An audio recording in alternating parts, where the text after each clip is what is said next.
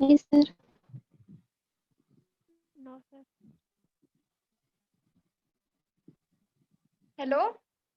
हाँ बोलिए। Hello sir, profitability ratio बता सकते हैं क्या एक बार और? हाँ मैं बता दूंगा। जी सर।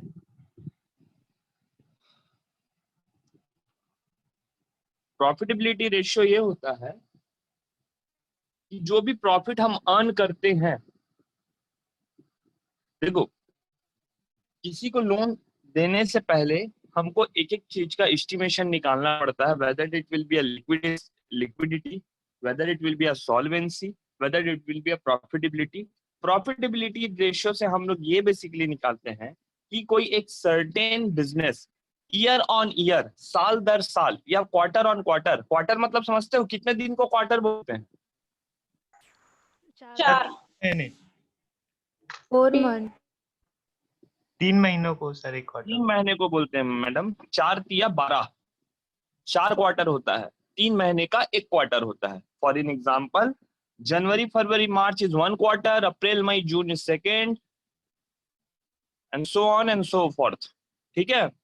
सो हम लोग ईयर ऑन ईयर और क्वार्टरली, क्वार्टर ऑन क्वार्टर कितना प्रॉफिट कर रहे हैं, इन चीजों को भी देखा जाता है जब किसी को लोन देना है। अब वो हमसे मतलब है जिस ऑर्गेनाइजेशन को हम लोन कर रहे हैं, वो ऑर्गेनाइजेशन कितना प्रॉफिट मेक कर रहा है on the basis of year on year या क्वार्टर ऑन क्वार्टर या half yearly on half yearly basis. ये क्राइटेरिया डिफरेंट डिफरेंट फर्म के साथ, डिफरेंट डिफरेंट ऑर्गेनाइजेशन के साथ डिफरेंट डिफरेंट होता है। तो इन चीजों को भी देखा जाता है बिफोर गिविंग और sanctioning a loan to a particular firm और ऑर्गेनाइजेशन। ठीक है, क्लियर है? Yes sir. और क्वार्टर कोई पूछे तो 4 क्वार्टर होता है, एक क्वार्टर में 3 महीना होता है। ठीक है, याद रखना। मैं भी कंफ्यूज होता था बचपन में, सो डोंट वरी।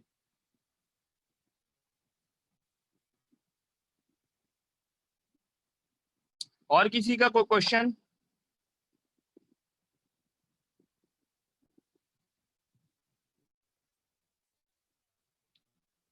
किसी का कोई क्वेश्चन नहीं है?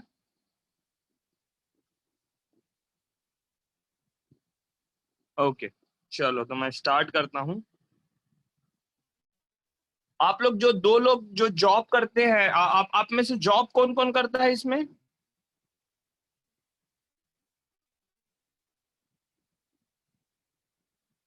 कोई भी है क्या जो जॉब करता है? You all are students? या किसी का बिजनेस है?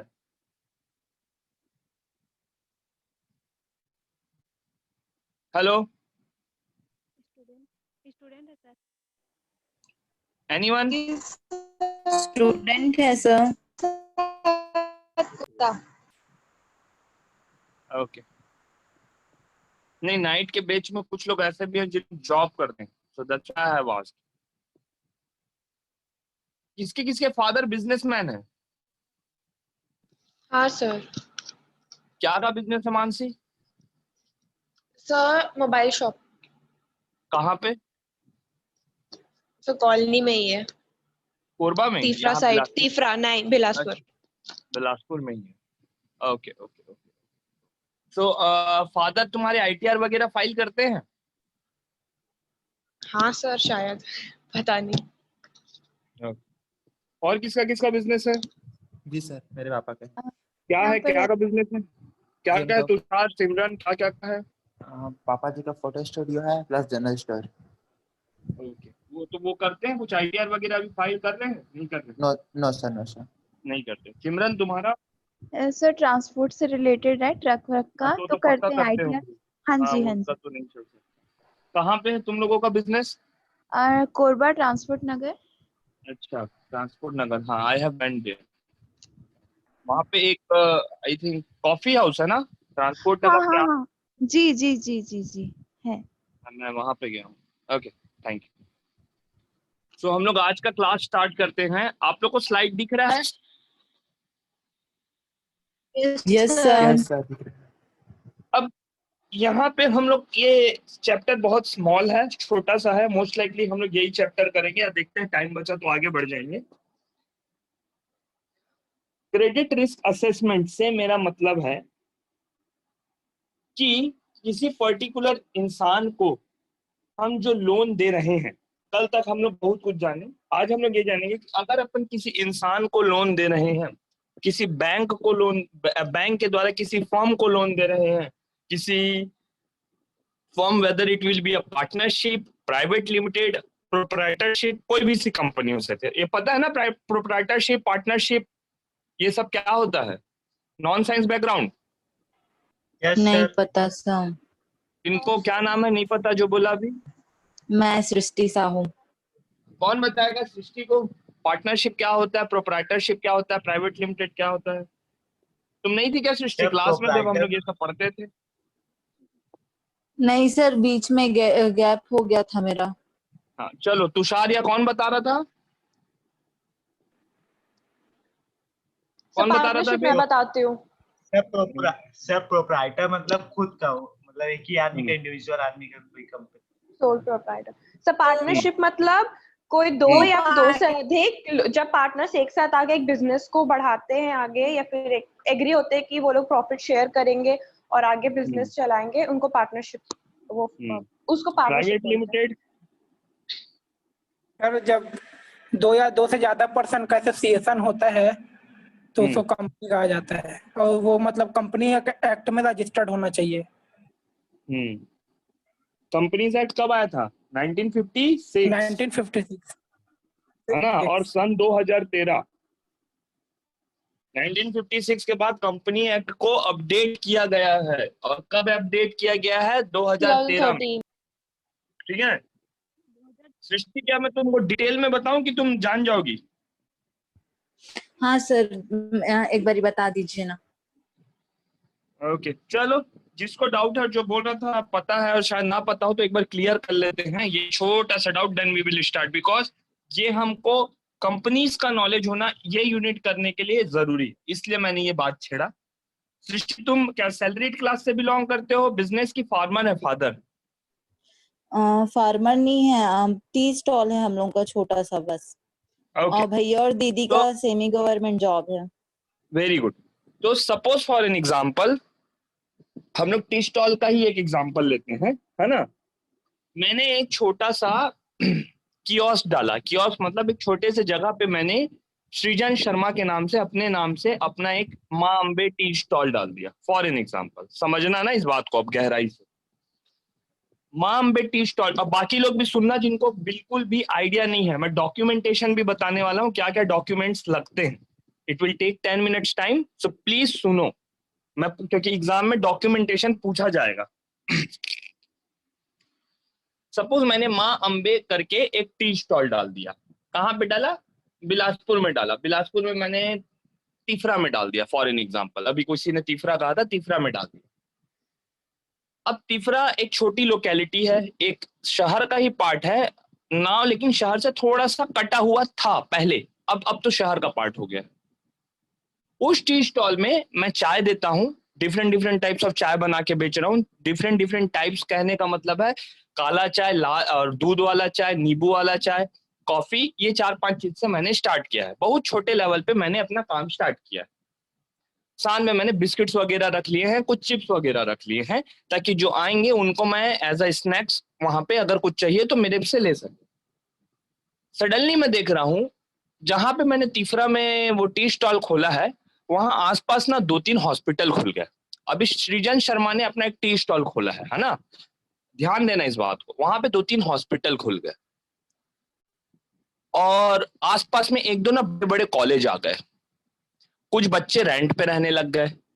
क्योंकि मैं चाय बहुत टेस्टी और अच्छा बनाता हूँ, तो लोग मेरे पास आते हैं चाय पीने के लिए, और रिपीटेटिव एक्शन है, मतलब वो आ रहे हैं, उनको, वो मेरे लॉयल कस्टमर्स हैं। फॉर एन एग्जांपल, वो लॉयल कस्टमर है, उनको मेरा चाय अच्छा लगता है, आने लग गए। अब मैं वहां पे थोड़ा कस्टमर सर्विस के लिए न्यूज़पेपर भी रख दे रहा हूँ, पानी एकदम साफ सुथरे बॉटल्स में रख रहा हूँ, क्योंकि मैं इतना अफोर्ड नहीं कर सकता कि मैं प्यूरीफायर लगाऊं। मैं पानी साफ सुथरे बॉटल्स में रख रहा हूँ, न्यूज़पेपर रख रहा हूँ, बात बहुत अच्छे से कर रहा हूँ, साफ सफाई रख रहा हूँ अपने टी स्टॉल पे। मेरा टी स्टॉल चल पड़ा, लोगों को मेरी सर्विसेज अच्छी लगने लगी, चल पड़ा। धीरे से मैंने अपने देखा मेरे टी स्टॉल अच्छा चल रहा है यार, और मेरी मंथली इनकम 10-20 हजार रुपए से ज्यादा हो रही है, 25-30 हजार होने लग गई। क्योंकि उस सराउंडिंग में बहुत सारे लोग हैं, मेरी चाय अकेली बहुत चल रही है। ऐसा नहीं कि अगल बगल मेरे कॉम्पिटिटर नहीं है, बहुत सारे हैं, लेकिन लोगों को मेरा चीज पसंद ज्यादा आ रहा है, लोग मेरे लिए लॉयल। अब उस टी स्टॉल को बढ़ते देखा, मेरे को लगा कि यार मैं क्यों ना इसमें कुछ स्नैक्स वगैरह रख देता हूँ। स्नैक्स मतलब मैं पोहा भी बेच दूंगा सुबह, शाम को भजिया बेच दूंगा, और समोसा वमोसा तो दिन भर चलाते रहूंगा, समोसा और बड़ा।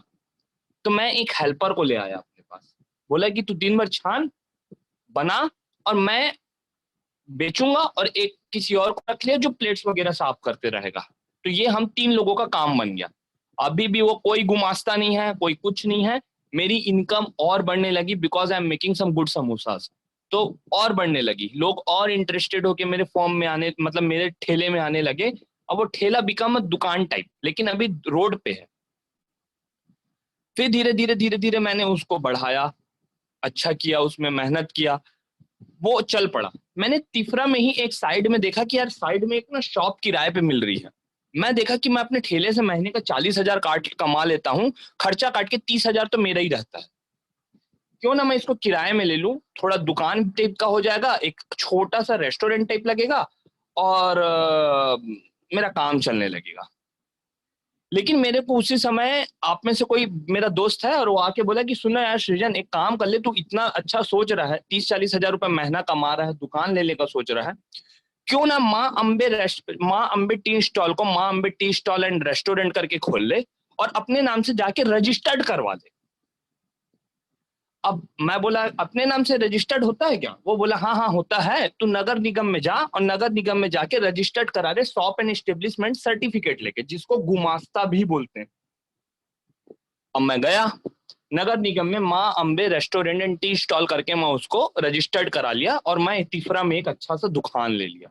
अब दुकान में मैं काम करने लग गया और मेरा इनकम भी बढ़ा, क्योंकि दुकान को देख के 4 जो नए लोग, जिन लोग बिदकते थे कि ऐसे जगह में हम नहीं पिएंगे ये वो, उन लोग भी आने लगे। धीरे से मैंने माँ अम्बे को रजिस्टर्ड करा लिया। Now it is become a proprietorship संस्था। ठीक है सृष्टि साहू, समझ आ गया प्रोपराइटरशिप संस्था क्या हो गया? Yes sir. जब कोई चीज हम लोग खुद नगर निगम में रजिस्टर्ड करा लिए रहते हैं, so that will call proprietorship संस्था, है ना। सोल प्रोपराइटर, सिर्फ मैं ही मालिक हूँ माँ अम्बे रेस्टोरेंट का। ठीक है, अब मैंने कर लिया। अब मैंने देखा कि यार लोग जुड़ रहे हैं मेरे से। मैं धीरे से अभी तक मेरे पास कोल्ड ड्रिंक्स की बोतल वाले स्टॉक नहीं था, वो डाल दिया। मैंने सैंडविचेस रखना चालू कर दिया और मैं धीरे धीरे अपना बिजनेस एक्सपेंड कर रहा हूँ। मेरे को अच्छा लग रहा है अपना बिजनेस एक्सपेंड करना। मेरी मंथली इनकम जो 30-40 हजार होती थी, जब से मैंने कोल्ड ड्रिंक, सैंडविच और 1-2 बर्गर वगैरह टाइप की चीजें ऐड की, तब से मेरी मंथली इनकम, मैंने देखा कि बच्चे भी अब बहुत ज्यादा आ रहे हैं। सो मेरी मंथली इनकम जस्ट डबल हो गई। It is around 80,000 rupees. Suddenly मेरे एक बचपन का दोस्त या कोई मेरे दोस्त आया और बोलता है तू एक दुकान में इतना सब कर रहा है, थोड़ा छोटा लग रहा है, एक काम करें क्या, चल अपन इसको एक ना बड़ा सा फुल फ्लेजेड रेस्टोरेंट टाइप डाल देते हैं। मैं बोला भाई मेरे पास इतने पैसे नहीं है अभी। बोला तू तो अच्छा कमा रहा है, अब तो तू ITR भी फाइल कर रहा होगा। मैं ITR फाइल भी करना चालू कर दिया ना, क्योंकि हम लोग को गुमास्ता लेने के लिए के बाद ITR फाइल करना चाहिए कायदे से। अब जो मंथली इनकम 80,000 हो रही इज मोर देन इनफ, तो मैं ITR भी फाइल करने लग गया। तो बोला कि चल मैं तेरे फॉर्म में, मैं तेरे कंपनी में कुछ पैसे इन्वेस्ट करता हूँ, या हम दोनों मिलके चल एक रेस्टोरेंट डाल देते हैं बड़ा सा। अब तो कितना दिन खुद करेगा, अब अपन लड़के रखते हैं, अपन बिजनेस टाइप इसको चलाते हैं। तो एक बंदा आ गया, उसने मुझे बोला कि ले 5 लाख मेरे तरफ से रख, इतने साल से काम कर रहा है, 5 लाख की तो पूंजी होगी ही तेरे पास।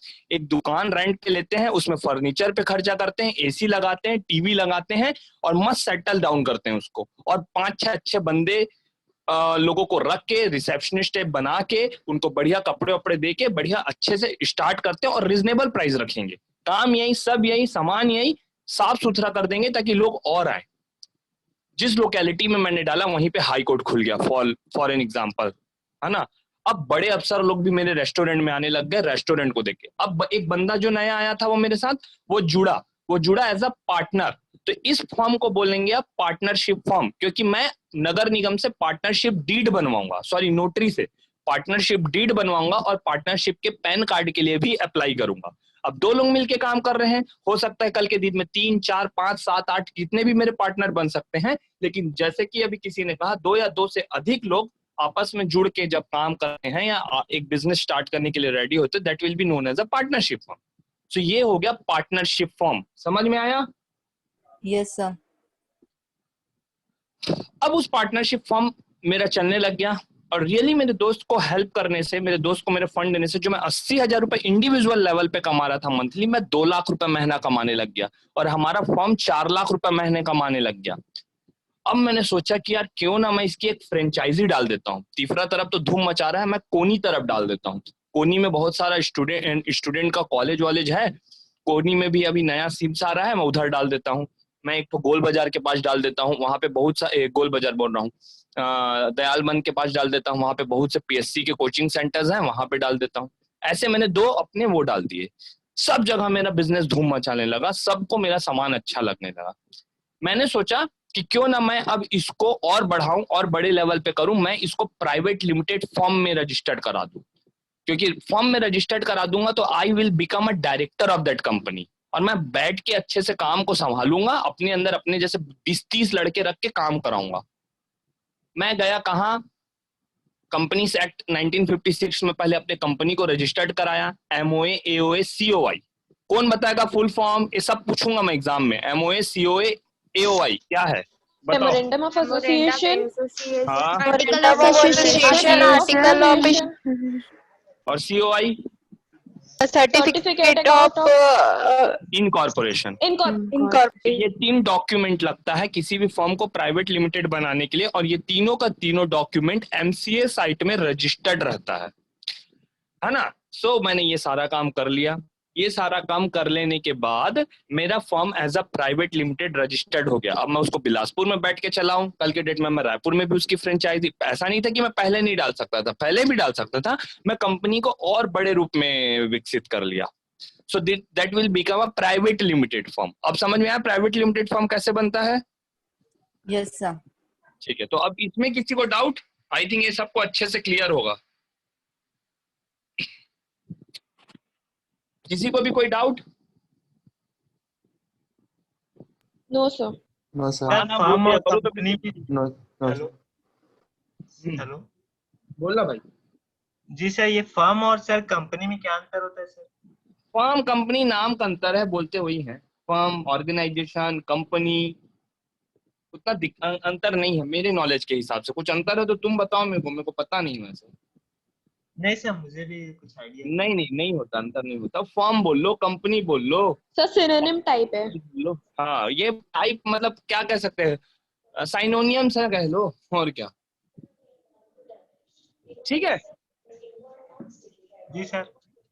चलो, तो let me start with the credit risk assessment. आप लोग का तीसरा यूनिट। ये क्वेश्चन पूछने के पीछे मेरे को इसलिए था क्योंकि जब हम लोग कॉन्सेंट्रेशन रिस्क पढ़ेंगे ना, तब ये पार्टनरशिप और ये सब हम लोग को समझ में आएगा।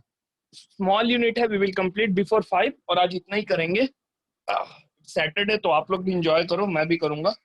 सो क्रेडिट रिस्क असेसमेंट मीन्स किसी पर्सन को, किसी ऑर्गेनाइजेशन को, whether it will be a private limited, proprietorship और कोई इंडिविजुअल पर्सन, जिसको भी हम लोग लोन दे रहे हैं, उस बंदे को लोन देने से 2 तरीके से रिस्क देखा जाएगा। एक रिस्क उस बंदे के बिहाफ में देखा जाएगा कि जिस पर्सन को, जिस कंपनी को हम लोग लोन दे रहे हैं, उसको क्या क्या रिस्क है।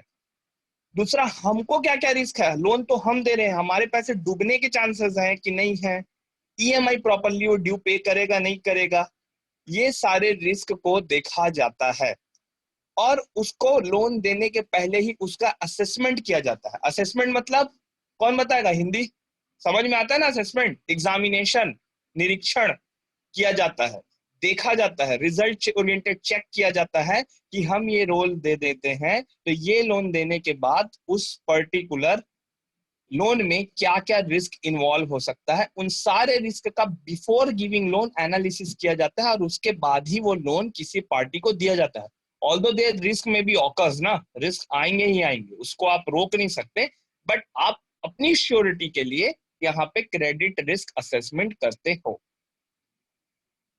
मीनिंग समझो, a credit risk is the risk of default on a debt that may arise from a borrower falling to make a requirement payments. In the first place, the risk is for the lender and include lost principal, interest and disruption of cash flow. Disruption to cash flow. समझ में आया? Credit risk क्या होता है?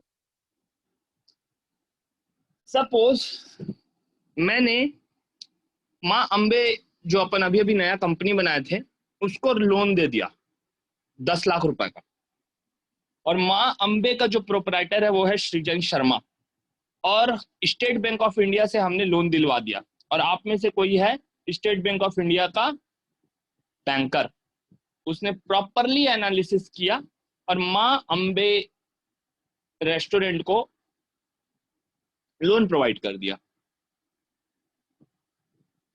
चूंकि आप लोगों ने सारा एनालिसिस किया था, सब कुछ सही था, तभी आपने किया था। Suddenly this corona virus happen, pandemic happen, और रेस्टोरेंट हो गया शट डाउन, या माँ अम्बे रेस्टोरेंट के सारे वर्कर्स चिढ़ गए सृजन शर्मा से, सृजन शर्मा को सक्सेस सर चढ़ गया और वो बदतमीजी से बात करने लगा और मारने पीटने लगा, तो बाकी लोग सब छोड़ छाड़ के चले गए। माँ अम्बे रेस्टोरेंट धीरे से जितना प्रॉफिट वो बना रहा था, इवन उसका आधा भी नहीं बना पा रहा है, इवन प्रॉफिट ही नहीं कर पा रहा है, लॉसेस में चल रहा है, लॉस में चल रहा है। तो सडनली क्या होगा कि उसके पास पैसे आने कम हो जाएंगे। अब वो जितनी जमा पूंजी होगी उससे खत्म होते तक वो लोन पटाएगा, उसके बाद एक सर्टेन स्टेज में आने के बाद वो अपना पेट पालेगा कि लोन पटाएगा। तो उसने लोन में पटाने में डिफॉल्टरी करना चालू कर दी, यानी अपने ऑब्लिगेशंस को पे करने में देरी करना चालू कर दी, अपनी ईएमआई टाइम पे नहीं कर रहा है। जब वो अपनी ईएमआई टाइम पे नहीं करेगा तो बैंक की तरफ से उसको एक नोटिस जाएगा, उस नोटिस में लिखा रहेगा कि sir your EMI has been due on this date, you haven't paid your EMI, kindly pay your EMI on due date, otherwise you will charge with the penalty. उसके घर नोटिस गया, penalty लगेगा, सब लिखा है। ओ बोला चल इग्नोर कर, अभी पैसा ही नहीं है, कहां से पटवा, जान ले ले मेरा। फिर से बैंकर ने भेजा एक पेनल्टी, नहीं ध्यान दिया। अगर कोई लोन 45 दिन से ज्यादा आई थिंक नहीं पटाया जाता, 45 या 90 दिन से ज्यादा, ये मैं कल तुम लोग को क्लियर कर दूंगा, 45 या 90 दिन से ज्यादा नहीं पटाया जाता तो उस लोन को एनपीए घोषित कर दिया जाता है, नॉन परफॉर्मिंग एसेट, यानी ऐसा दिया हुआ लोन जिससे कोई भी मुनाफा नहीं हो रहा। 90 दिन 90 है ना, 45 या 90 में कंफ्यूज था, 90 है ना। 90 गवर्नमेंट एक सस्ती कर दी है जब से कोरोना वायरस का चल रहा है कि 90 दिन के अगर अंदर नहीं लोन नहीं पटा तो that will be called as NPA ना। Yes sir. हाँ मैं थोड़ा सा कंफ्यूज था इस पे। चलो सो 90 दिन ना, तो अब 90 दिन तक मेरे को नोटिस भेजे। अब मान लो भाई मेरी आर्थिक स्थिति ही नहीं है और मैं नहीं पटा पा रहा हूँ, तो नोटिस पे नोटिस, फिर बैंक के कलेक्शन वाले बंदे आ जाएंगे। कलेक्शन वाले बंदे होते हैं जिनका काम ही होता है, जिन लोग लोन प्रॉपर्ली टाइम से नहीं पटा रहे ना, उन लोग से पैसा जाके कलेक्ट करना, इधर प्यार से, इधर डरा धमका के, या उसकी चीजों को उठा के ले आना गिरवी, मतलब इस टाइप का हरकत करते हैं। इससे बैंक को दो बहुत बड़ा रिस्क है। पहला चीज, मैं बैंक से 10 लाख रुपया लोन लिया था कि अगले 5 साल तक मैं आपको 10 लाख चुकाऊंगा, साथ में ब्याज भी दूंगा। तो बैंक का पहला नुकसान, ब्याज का पैसा तो गया ही गया। अरे उसका मूलधन नहीं दे रहा हूं तो ब्याज कहां से पाएगा, तो ब्याज का पैसा भी गया। और सेकंड मोस्ट इंपॉर्टेंट थिंग, उसका प्रिंसिपल अमाउंट, मूलधन 10 लाख रुपया जो मेरे को दिया था वो भी गया। सो this is called credit risk. यानी आपका जब लोन की ईएमआई पे होना बंद हो जाती है किसी ऑर्गेनाइजेशन के द्वारा, किसी व्यक्ति के द्वारा, सो बैंक के बिहाफ पे वो क्रेडिट रिस्क के रूप में आता है सामने। सो इसलिए किसी को भी लोन देने से पहले उसका क्रेडिट रिस्क असेसमेंट किया जाता है। ठीक है, क्लियर है? Yes sir. क्लियर है? Yes sir. इसमें क्या है? अब सर्कमस्टेंसेस ऑफ लॉसेस, क्या क्या लॉसेस हो सकते हैं? पहला, अ कंज्यूमर में fail to pay payment due on loan, credit card और line of credit, a borrower is unable to repay asset, security, fixed or floating charge debts, a bond issuer does not make a payment on a coupon or a principal payment when due। मतलब ये तीनों अलग अलग type के चीजें लिखी गई हैं। पहला लोन से रिलेटेड है कि लोन की ईएमआई पे नहीं कर पाए। सेकंड चीज, आपका जो नीचे बॉन्ड वाला है, मान लो किसी ने इंश्योरेंस पॉलिसी ली है, अब इंश्योरेंस पॉलिसी में उसने वायदा किया है कि मैं अगले 10 साल तक इसका इंश्योरेंस का प्रीमियम पे करूंगा।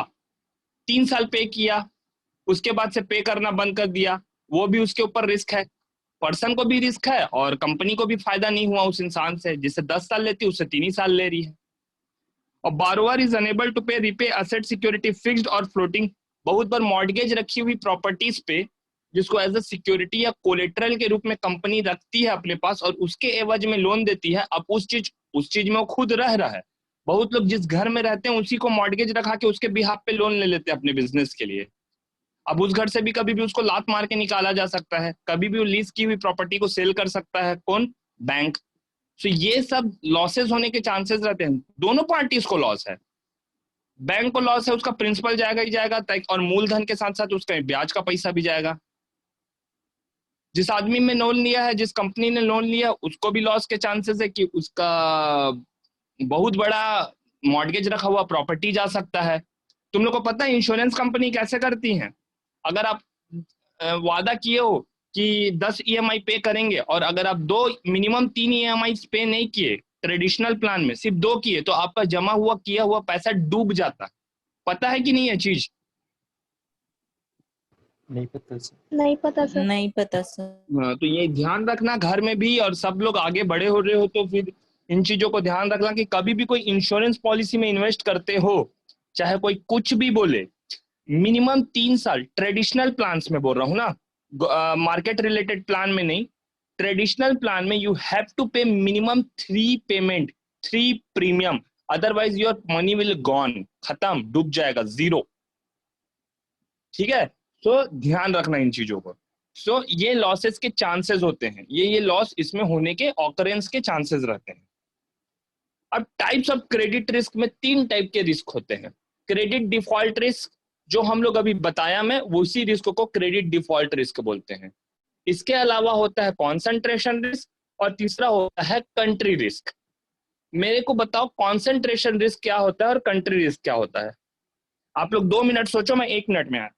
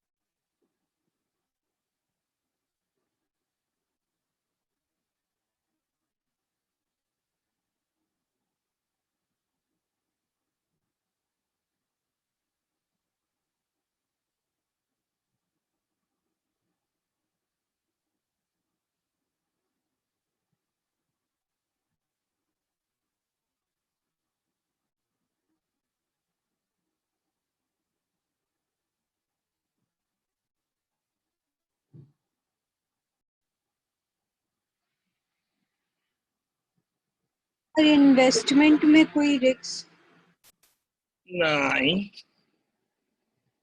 सर आइडिया नहीं है। कंट्री रिस्क सर ऐसा होता है कि जो दूसरी कंट्री में इन्वेस्ट करते हैं अपन, या वो लोग हमारे में इन्वेस्ट करते हैं, तो उसका रिस्क। ओके, तुम सही बोले हो। क्या क्या रिस्क हो सकता है ये मैं बताऊं, ठीक है। Credit default risk is the वही रिस्क जो मैं अभी आपको 2 मिनट पहले समझाया, तो उसको अपन फिर से नहीं डिस्कस करते। कॉन्सेंट्रेशन रिस्क मतलब क्या होता है समझना। एक एग्जांपल देता हूं, अभी यस बैंक का हालत देख रहे हो। यस बैंक यस अभी Yes, कॉन्सेंट्रेशन रिस्क में फंस गया था। कहने का मतलब है, आप एक बहुत बड़ा, जैसे वॉरेन बफेट का नाम सुने हो? Yes sir. सर उनका क्या कहना है कि don't put your all eggs in one basket, बोलता है ना, ऐसा कुछ उसका एक सिद्धांत है जिसको बार बार यूट्यूब और उसमें दिखाया जाता है। कि अपने सारे अंडों को एक जगह मत रखो, क्योंकि अगर वो अंडा गिरा, मतलब अगर वो बास्केट गिरा तो सारे अंडे फूट जाएंगे, मींस इज होलसम लॉस हो जाएगा, पूरा लॉस हो जाएगा। कॉन्सेंट्रेशन रिस्क मतलब क्या होता है, जब आप किसी एक कंपनी को, किसी एक ऑर्गेनाइजेशन को एक बहुत बड़ा चंक अमाउंट लोन दे देते हो, समझना इस बात को, एक बहुत बड़ा अमाउंट लोन दे देते हो, और सपोज आपके बाकी दिए हुए लोन उसका 5% भी नहीं है, और आपने 95% उठा के लोन दे दिया किसी एक बड़ी कंपनी को, और मान लो वो कंपनी डिफॉल्टर घोषित हो गई, क्या होगा बोलो? सर बैंक डूब जाएगा, बैंक और लॉस डूब होगा। जाएगा। लॉस होगा sir this is called concentration risk. Clear है? सिंपल सा लॉजिक Yes. है। यस बैंक ने उठाया मैक्सिमम पैसा और दे दिया लोन आइडिया और वोडाफोन को, दूसरा पैसा बांट दिया अनिल अंबानी ग्रुप को, Anil Ambani becomes defaulter, idea Vodafone का डेट इतना हो गया कि वो यस बैंक का लोन ही नहीं चुक पाई, यस बैंक का पूरा प्रॉफिट मार्जिन अमाउंट पूरा का पूरा एनपीए घोषित हो गया, और सारा का सारा पैसा फंस गया, यस बैंक को दिया हुआ लोन वापस नहीं मिला। सो उसका प्रिंसिपल तो गया ही गया, जितना ब्याज कमाऊंगा सोचा था वो भी गया, और दोनों कंपनियां दिवालिया हो गई, होते होते बची हैं ले दे के, बिकॉज यस बैंक को, बैंक तो कभी डूबता नहीं, तो hired by the RBI, sorry SBI, और अनिल अंबानी ग्रुप तो पूरा बर्बाद ही हो गया।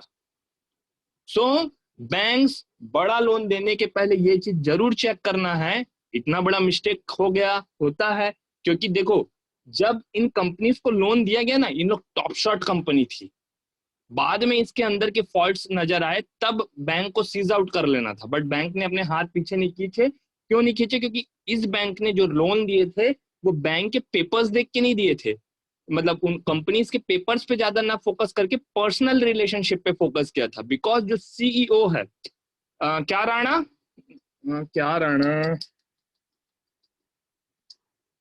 यस बैंक का सीईओ कौन था यार, क्या राणा, मैं नाम भूल गया, कोई सर्च करो तो गूगल में, मैं जब तक नाम नहीं जानूंगा मैं भूल जाऊंगा। संदीप राणा नहीं,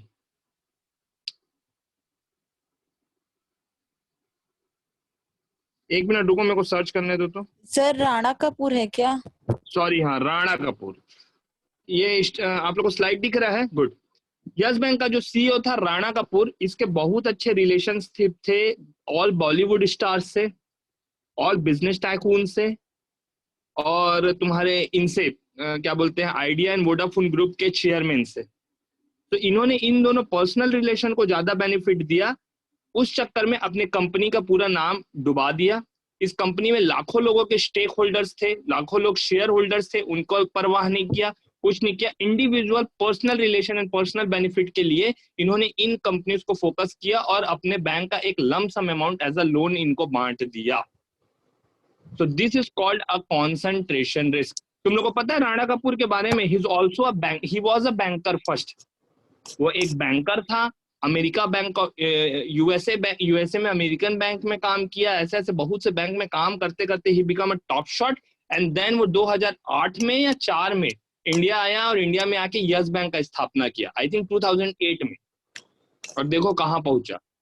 सो स्काई इज द लिमिट, और फिर धड़ाम भी हो गया, so that is a different thing. But हाँ, इन लोगों पर कानूनी कार्रवाई नहीं होता क्या सर? तो लोन जब डूबता है तो कानूनी कार्रवाई होना चाहिए ना इन लोगों पर? हुआ ना भाई, जेल उसका रोज का पेश ही चल रहा है, अभी कोरोना वायरस के नाम से तो सब कटका पड़ा है ना, he will definitely go to jail, उसको कितने दिन जेल में भी रखे हैं। But they are rich rich rich person यार, इनके पास इतना पैसा होता है ना, they can manage all the things. Rana Kapoor का बैंक गया, राणा कपूर का बैंक में राणा कपूर का हिस्सा कितना था ये सोचो।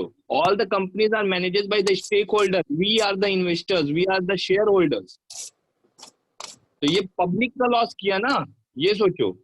पीएनबी गवर्नमेंट का पैसा बोलते हैं, सब हमारा ही तो डिपॉजिट्स रखा है ना पीएनबी में, जो ये विजय माल्या और ये बड़े बड़े लोगों को बांट देते हैं लोन, जिन लोग फर्जी निकल जाते हैं। So this is called concentration risk. Okay, चलो the third one is a country risk. Country risk उस टाइम कौन बताया था? सर मानसी। हाँ मानसी बताओ फिर से। अदर लोग म्यूट कर लो यार प्लीज, आवाज आ रही है, खा रहे हो बुरा आवाज आ रहा है। सर जब दूसरी हम कंट्री में कुछ इन्वेस्ट करते हैं या दूसरी कंट्री वाले हम पे कुछ हमारी कंट्री में इन्वेस्ट करते हैं और अगर डिफॉल्टरी निकल जाती है तो वो रिस्क। आपका कंपनी, आपका ब्रांड, आपका बैंक अगर किसी दूसरे कंट्री को लोन बांटा है, we are talking about loan ना मानसे। हाँ यस तो सर, लोन इन्वेस्ट बोल दी गलती। हाँ नहीं इन्वेस्ट भी सही है, इन्वेस्टिंग में भी कंट्री रिस्क होता है, मैं दोनों एस्पेक्ट्स पे बात करूंगा, पहले लोन बता रहा हूँ। अगर आपकी कंपनी ने किसी दूसरे कंपनी में, जैसे फॉरेन डायरेक्ट इन्वेस्टमेंट, फॉरेन, मान लो मेरी भारत की कोई बैंक है और उसने अमेजोन में पैसा लगा दिया है, फॉर एन एग्जाम्पल, गूगल में पैसा लगा दिया है, टेस्ला में पैसा लगा दिया है, ठीक है, ग्रांड कार्डोन का अपना रियल एस्टेट पे पैसा डाल दिया है, ऐसे बहुत सी फॉरेन की कंपनी है जिनमें उसने पैसा लगा दिया है। सपोज आप लोगों का ही पैसा लगाया है और आप लोग के पैसे से ही वो पैसा बना के यहाँ पे भारत में देश में लोन बांट रहा है, समझना ना इस कॉन्सेप्ट को। पैसा आपका, उस पैसे को आपने कंपनी में एफडी बनाया है 4 साल के लिए कुछ कुछ, अब उन सब पैसे को कंपनी भी तो कहीं कहीं इन्वेस्ट करती ना, अब कंपनी को जहां ज्यादा प्रॉफिट दिखता है वो वहां इन्वेस्ट कर देती है। सपोज आपके बैंक को लगा कि ज्यादा प्रॉफिट मेरे को फॉरेन डायरेक्ट इन्वेस्टमेंट में, फॉरेन कंपनीज में मैं इन्वेस्ट कर देता हूँ, और फॉरेन कंपनी में जहां उसने इन्वेस्ट किया या फॉरेन की कंपनी को जहां उसने लोन दिया और हालात ऐसे हो गए फॉरेन में कि मे भी पॉलिटिकल इशू वहां पे आ गया, मे भी वहां पे पॉलिटिकल अनस्टेबिलिटी आ गई और गवर्नमेंट ने रूल रेगुलेशन चेंज कर दिए, आपका पैसा जाम हो गया, मे भी वहां की इकोनॉमी शैटर्ड कर गई, गिर गई, शेयर मार्केट धड़ाम हो गया फॉरेन का, ये भी एक रीजन हो सकता है। मे भी वहां अर्थक्वेक आ गया, मे भी वहां कुछ पैंडेमिक हो गया, मे भी वहां कुछ भी ऐसे सोशियो कल्चरल एक्टिविटी हो गया जिसके कारण उस पर्टिकुलर ब्रांड का, उस चीजों का बाइकआउट होना चालू हो गया। सो सीन क्या होगा कि आप जिस चीज में इन्वेस्ट किए हो, जिस भी चीज में आपका पैसा लगा हुआ है, वो पूरा का पूरा ऑन स्टेक लग जाएगा, मतलब उसकी तो मतलब कुछ दिनों के लिए रुकावट चालू हो जाएगी, उससे कुछ आपको ना इन्वेस्टमेंट का बेनिफिट मिलेगा, और मान लो उस कंपनी को लोन दिए हो तो उसकी कंपनी ही नहीं चल पा रही, आपका लोन क्या पटाएगा? सो प्रिंसिपल भी गया, मूल तो गया ही गया, साथ में ब्याज भी गया। So this will called country risk. समझ में आया कंट्री रिस्क? किसी को डाउट है? सर कोई कंपनी एक बार सर, हाँ बता रहा हूँ, क्या बोल रहे हो भाई?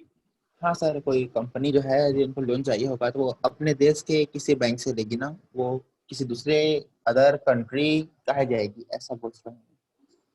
समझा नहीं, मैं फिर से समझाऊं ना। मतलब जैसे कि मान लीजिए इंडिया कोई कंपनी है ना, तो वो यदि लोन लेना चाहेगी तो वो अपने ही देश से किसी बैंक से या किसी कंपनी से लोन लेगी, ना कि बगल I am not talking about Indian company यार, मैं बोल रहा हूँ इंडिया की बैंक ने किसी दूसरे कंपनी को लोन दे दिया। We are talking in context of bank ना।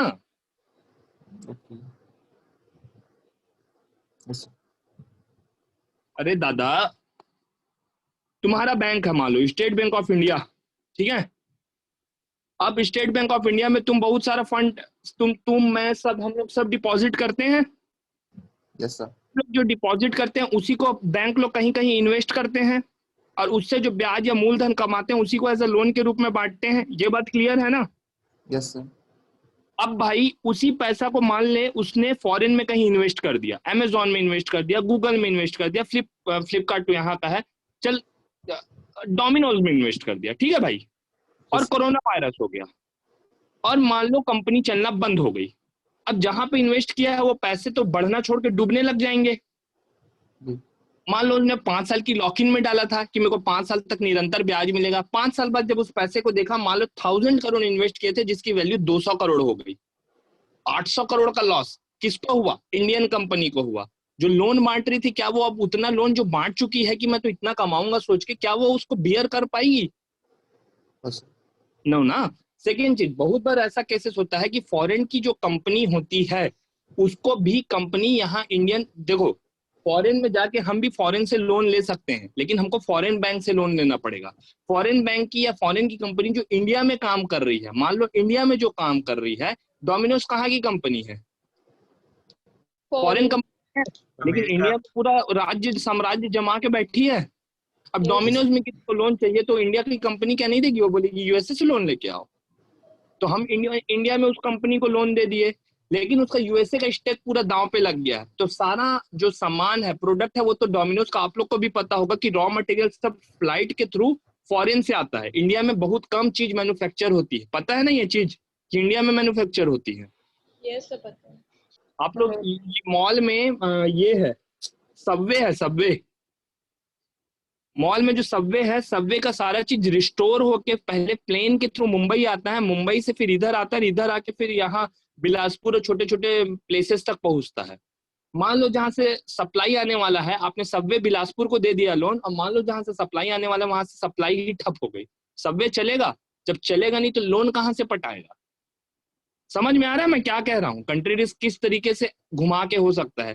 जनरली इन्वेस्टमेंट के लिए होता है, जैसा कि ये मानसी बता रही थी कि हम वहां इन्वेस्ट कर दिए, में भी बहुत सारा सिनेरियो है जो कि हो जाए जिसके कारण कंपनी का स्टेक दांव पे लग जाए, तो ये कंट्री रिस्क होता है। अब किसी को डाउट है? समझ आ गया सर? तो ये सबको मैनेज कैसे करते होंगे फिर? मैनेज मतलब मैं नहीं समझा। मतलब लॉस हो जाता है इतना तो फिर क्या करते होंगे? मैनेज करते हैं ना मैम, अब इतने सारे लोग पैसा भी तो जमा कर रहे हैं कहीं कहीं, और ये हमेशा नहीं होता। इसीलिए तो पहले हम लोग यूनिट को स्टार्ट ही किए, क्रेडिट रिस्क असेसमेंट। ये सब का हमको असेसमेंट करना है कि ये सब लॉसेस ना हो किसी को भी लोन देते वक्त। ये रिस्क हो सकते हैं बोल रहा हूँ, होगा ही नहीं बोल रहा हूँ मैं, हो सकते हैं। और एक दो एग्जाम्पल के थ्रू बता रहा हूँ कि ऐसा ऐसा रिस्क इस टाइप में हुआ था। ये सब रिस्क ना हो, इसीलिए उसका प्रॉपरली किसी भी इंसान को, किसी भी कंपनी को, किसी भी फर्म को लोन देने से पहले उसका प्रॉपरली एनालिसिस किया जाता है। ठीक है? ये रिस्क होते रहेंगे बार बार तो क्या डूब जाएगी इकोनॉमी हमारी। एक बैंक का भी लोन पकड़ाता है तो शेयर मार्केट से धड़ाम से होता है रूमर्स के कारण। तो ये सिर्फ रिस्क ना हो इसलिए उसका एनालिसिस और असेसमेंट किया जाता है, और इसको मैनेज किया जाता है बाय ऑडिटिंग दिस। पहले ही ये रिस्क से बचो, तब जाके आगे रिस्क ना हो। उतना ही लोन बांटो जितना उसका लॉयल हो, हकदार हो। इसीलिए उसका फाइनेंशियल स्टेटमेंट्स देखा जाता है, जो मैं कल बताया था, balance sheet, profit and loss, ITR. तब भी कई बार फर्जीवाड़ा हो जाता है, नहीं पकड़ पाते, बड़े बड़े लेवल पे हो जाता है, क्या करोगे? क्लियर है? Yes sir. Yes sir. Counter party में बता दिया हूं। अच्छा, अब रिस्क को देखने के 3-4 तरीके हैं। उसको क्रेडिट रिस्क का असेसमेंट, ये 3 तरीके यहाँ पे हम लोग बेसिकली बात करेंगे। एक रिस्क टॉलरेंस सिस्टम होता है। हम पर्टिकुलर यहाँ पे आप लोग को एक मीटर टाइप दिख रहा होगा जिसमें वेरी लो से लेके वेरी हाई तक का दिया हुआ है। इस तरीके के थ्रू हम लोग एक ग्रेडिंग सिस्टम यूज करते हैं, जिससे हम लोग ग्रेडिंग नहीं, मतलब ये मीटर सिस्टम यूज करते हैं। डॉक्यूमेंट्स को, सारे डिटेल्स को फिल करते हैं, और फिल करने के बाद कंप्यूटर इसको ऑटोमेटिक रेट करता है कि इसमें रिस्क वेरी लो है, लो है, हाई है, वेरी हाई है। हम लोग जो हाई और वेरी हाई कैटेगरी के रिस्क होते हैं उस वाले फाइल्स को जनरली अडॉप्ट नहीं करते। Company deal with those kind of files which have a very low और मॉडरेट लेवल ऑफ रिस्क।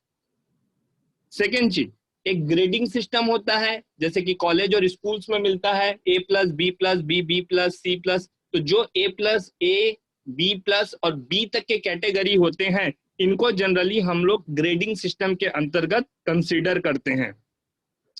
तीसरा, स्ट्रेटेजिक प्लान कैटेगरी होता है।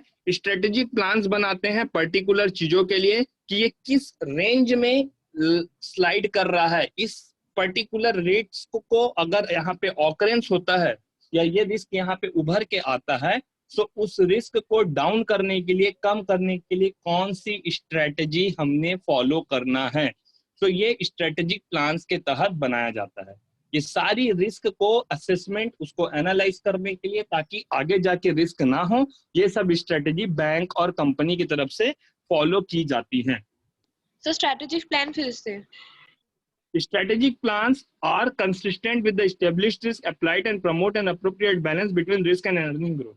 मान लो आपकी कंपनी ने किसी चीज को लोन दिया हुआ है, आपने जब लोन दिया तो उसको रिस्क टॉलरेंस मेथड से देख लिया, ग्रेडिंग मेथड से देख लिया, लेकिन आपको तब भी लग रहा है कि नहीं, इसमें may be there has a chances of occurrence के चांसेस हैं, रिस्क आने के चांसेस हैं, रिस्क होने के चांसेस हैं। तो स्ट्रेटेजिक प्लान तैयार किया जाता है, प्लान्स तैयार किए जाते हैं कि अब ये रिस्क तो आ चुका है या रिस्क ये फ्यूचर टाइम्स में हो सकता है, उस रिस्क को मतलब कम करने के लिए क्या क्या वो तरीके हैं जो अपनाए जाएं जिससे ये particular kind of risk, particular type of risk धीरे धीरे करके कम हो जाए या पूरी तरीके से फिनिश ऑफ हो जाए। इसलिए देखो, जो अपर मैनेजमेंट होता है ना किसी भी कंपनी का, वो डिफरेंट पॉलिसीज बनाता है, रूल्स बनाता है, फ्रेमवर्क बनाता है। ये पॉलिसी रूल्स फ्रेमवर्क बनाने के पीछे रीजन इतना ही होता है कि जो भी रिस्क ऑकर हो रहे हैं उस रिस्क को, लोन डिपार्टमेंट की बात कर रहा हूँ ना, वो रिस्क कम से कम रहे। और अगर कोई रिस्क आ रहा है, अब देखो कोई समस्या में पड़ जाते हैं तो हम लोग फिर स्ट्रेटेजी बनाते हैं ना, प्लान बनाते हैं कि उस रिस्क को कैसे खत्म किया जाए। तो सेम वैसे स्ट्रेटेजिक प्लान्स बनाए जाते हैं टॉप अथॉरिटी और मैनेजमेंट के द्वारा। क्लियर है अब? Yes sir. चलो, मेरा एक छोटा सा क्वेश्चन है आप लोगों से, कौन बताएगा? आप लोग का ये यूनिट तो कंप्लीट है, फिर we will end this session. ये पूछूंगा भी मैं, जो फॉरेन बैंक होता है, ध्यान से सुनना सब लोग, एक मिनट।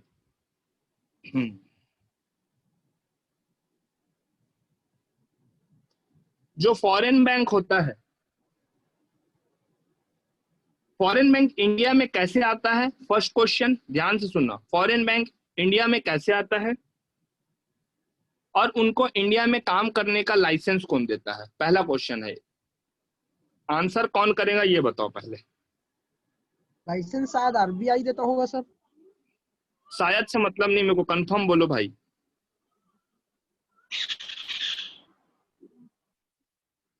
सर आरबीआई ही देता है। हाँ, आरबीआई देता है। इंडिया में क्यों आता है फॉरेन बैंक? आरबीआई देता है। जो बोल रहा है वो सब राइट बोल रहे हैं। आरबीआई ही इंडिया में किसी भी बैंक को लाइसेंस देता है बिजनेस करने का। इंडिया में क्यों आता है?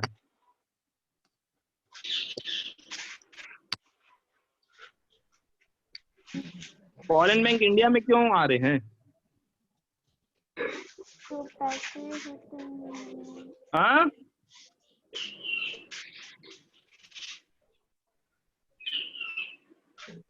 अपना डिपॉजिट बनाने के लिए। और आंसर्स चाहिए मेरे को, सबसे चाहिए। मैं नाम ले दूंगा, उससे पहले आंसर्स देना चालू कर दो। डिपॉजिट बढ़ाने के लिए। और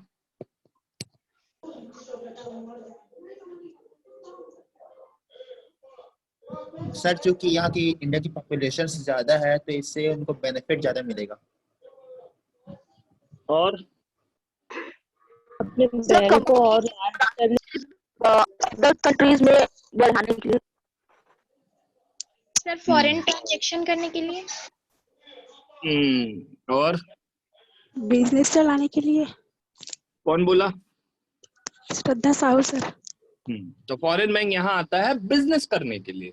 सिंपल सा आंसर था, एक लाइन का आंसर है, सिर्फ business. They do not have any sentiments with the Indian people. They do not want to support Indian economy. They do not want to foreign currency and all करने के लिए. They just come here to do business. अरे simple सा बात है भाई, Domino's क्यों आया है इंडिया में? इंडिया में इतनी पॉपुलेशन है, पागलों की तरह पिज्जा खा रहे हैं उसका ब्रेड को। 5 रुपए कॉस्टिंग नहीं है, 105 रुपए दे के खाते हैं हम लोग। They just want to make business. They just want to make their earnings. उसका एक सर्टेन, अब इसमें गवर्नमेंट को क्या फायदा है बोलो? एक तो ये सही बोल दिया, गवर्नमेंट को क्या फायदा है? गवर्नमेंट क्यों अलाउ करता है हमारे देश में आके बिजनेस करो और हमसे कमाओ? सर इसके लिए गवर्नमेंट टैक्स लेती है। उसका कुछ परसेंट प्रॉफिट मिलता होगा। 30% नियर अबाउट पेमेंट करती है सर गवर्नमेंट। सही बोल रहे हो सब। गवर्नमेंट को उसको एक ह्यूज मनी देना, बहुत बड़ा ह्यूज मनी डिपॉजिट करना पड़ता है। ठीक है, गवर्नमेंट को 2 चीज देना पड़ता है, एक तो रेंटल मंथली इनकम टैक्स देना पड़ता है, दूसरा एक अपने प्रॉफिट का एक certain percentage as a profit. Government को 20%, 30%, 40% तक भी लेती है गवर्नमेंट। तो गवर्नमेंट को इसको जस्ट एक जगह देने से बैठे बिठाए फायदा है, क्योंकि ब्रांड वैल्यू इतना बड़ा है कि एनी हाउ वो चलना ही चलना है। चलो, तीसरा, अगर कोई फॉरेन बैंक इंडिया में खुलता है, ठीक है, फॉरेन बैंक इंडिया में खुलता है तो वहां उसमें कहाँ के रूल्स और रेगुलेशन अप्लाई होंगे? सर इंडिया के सर ही। इंडिया के इंडिया के इंडिया के, आरबीआई के, सेबी के, इंडियन गवर्नमेंट के, आरबीआई के का कोई भी रूल रेगुलेशन अप्लाई नहीं होगा। फॉरेन का जो अगर सपोज मैं इसमें एक और छोटा सा एडिट कर रहा हूँ, फॉरेन बैंक का हेडक्वार्टर है मान लो सैन फ्रांसिस्को में या यूनाइटेड आपका वॉशिंगटन डीसी में, और उसका एक ब्रांच खुल गया दिल्ली में, ठीक है, हेडक्वार्टर वहां है ना, हेडक्वार्टर है वॉशिंगटन डीसी में और ब्रांच खुला है दिल्ली में।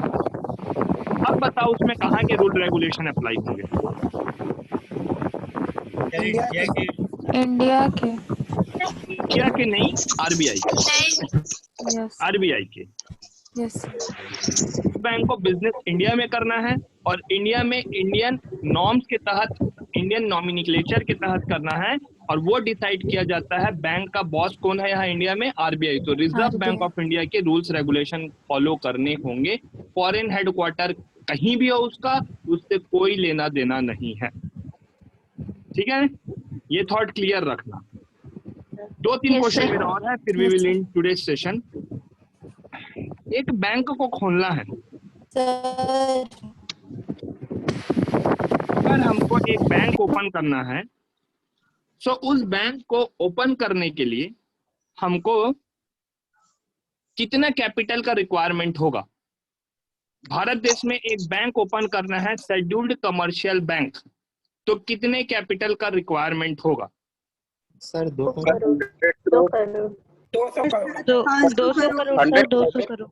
200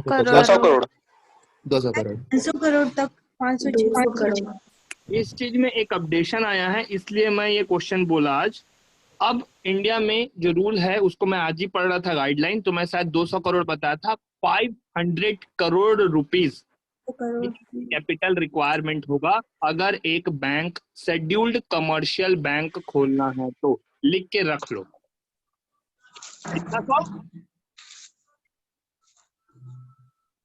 कितना 100 करोड़? 500 करोड़ 500 करोड़ 500 करोड़ का कैपिटल जिसके पास होगा शेड्यूल्ड कमर्शियल बैंक ओपन कर सकता है। सेकंड क्वेश्चन, 2-3 क्वेश्चन और रखना।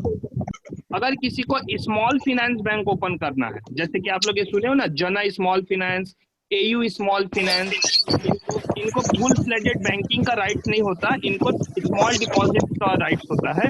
इनको कितना करोड़ चाहिए कैपिटल ओपन करने के लिए? 100 करोड़। Any gas? 100 करोड़। इनको 200 करोड़ चाहिए आप, ठीक है,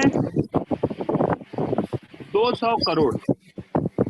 और जितना पेमेंट एंड सेटलमेंट बैंक देख रहे हो ना तुम लोग, जैसे कि एयरटेल पेमेंट बैंक और कौन कौन सा payment bank, Fincare payment bank, फिनोपेयर पेमेंट बैंक, जितने पेमेंट बैंक है, इनको पेमेंट बैंक बनने के लिए मिनिमम 100 करोड़ का कैपिटल का रिक्वायरमेंट है। कितना? 100 करोड़। 100 करोड़। ठीक है। और एक आखिरी क्वेश्चन, एनबीएफसी का फुल फॉर्म क्या होता है? NBFC non banking financial company. Finance company. NBFC का काम क्या होता है? नॉन बैंकिंग फाइनेंशियल कंपनी का काम क्या होता है? लोन बांटना, है ना। एनबीएफसी बनने के लिए मिनिमम कितने कैपिटल का रिक्वायरमेंट होता है? आखिरी क्वेश्चन।